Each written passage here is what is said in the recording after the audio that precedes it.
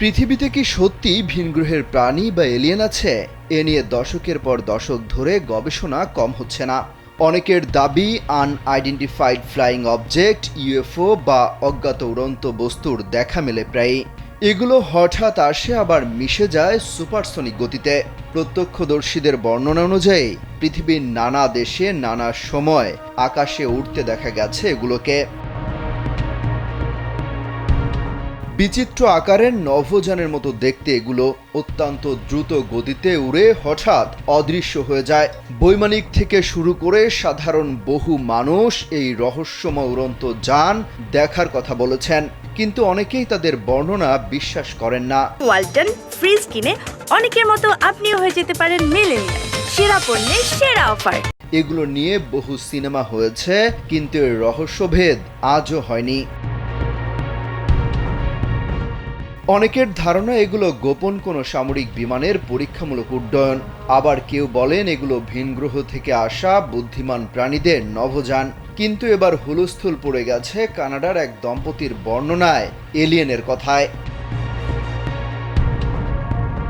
আন্তর্জাতিক বিভিন্ন গণমাধ্যম বলছে, স্টিভেন্স নামের এক ব্যক্তি তার স্ত্রী ড্যানিয়েলাকে নিয়ে গত 14 মে কানাডার স্থানীয় সময় রাত 10টার দিকে গাড়ি চালিয়ে যাচ্ছিলেন। হঠাৎই পাশের ইউনিপেগ নদীর উপর হলুদ রঙের উজ্জ্বল দুটি আলোর গোলক দেখতে পান। সেগুলো থেকে হলদে আলো বের হচ্ছিল। সাথে সাথে ক্যামেরায় ধারণ করেন সেই দৃশ্য।